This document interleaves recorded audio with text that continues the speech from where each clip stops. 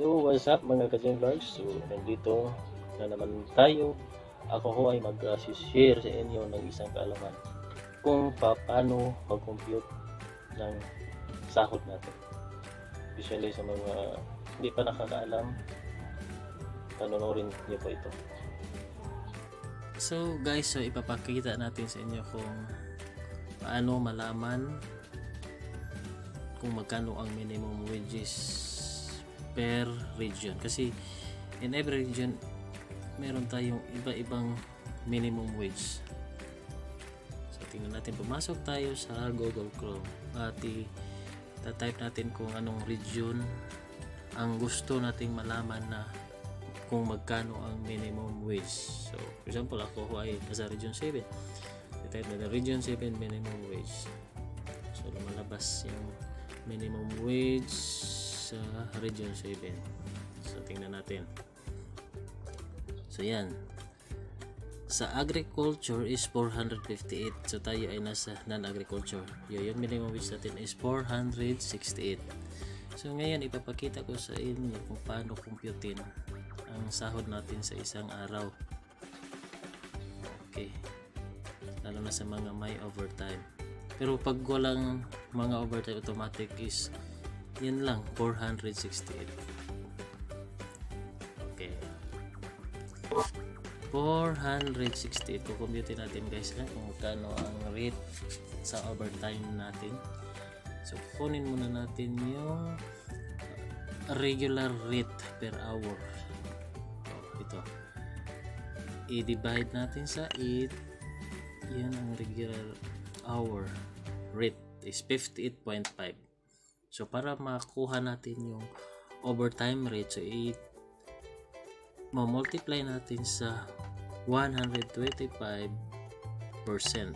So ang regular ang overtime rate per hour is 73.125. So i-multiply natin sa 4 na oras. I-multiply natin sa kung magkano yung overtime, yun ang i-multiply mo sa 73. So sa atin is 4 hours. Multiply natin 73 times 4 is 292.5. So i-add na lang natin yung minimum wage natin guys. 468 292 plus 468 is equal to 760.5. So 760.5 times 13 sa mga mayroong dalawang dip sa isang quincenas is i-multiply lang natin sa 13 days. So yun ang resulta guys, 9,886.5.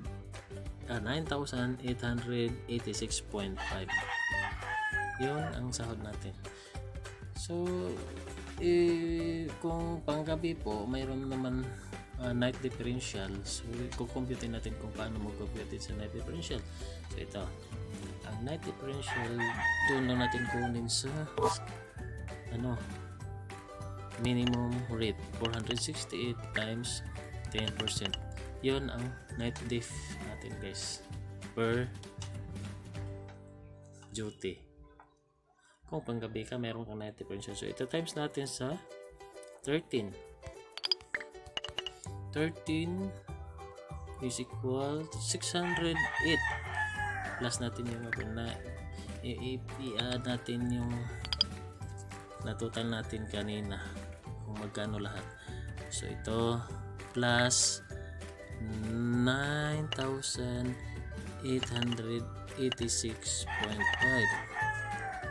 So the total is 10,494.9. Yun ang sahod natin sa isang quincenas guys. Sana matutunan po. Guys, so ito guys, no, natuturo ko na kung paano malaman kung magkano ang minimum wages paano ko computein ang overtime rate at saka yung night shift, guys. Sa mga hindi pa nakasubscribe, please subscribe my YouTube channel, paki-like and share para marami pang panood, at siguraduhin ko na lahat ng iba vlog ko ay may matutunan kayo. Maraming salamat po.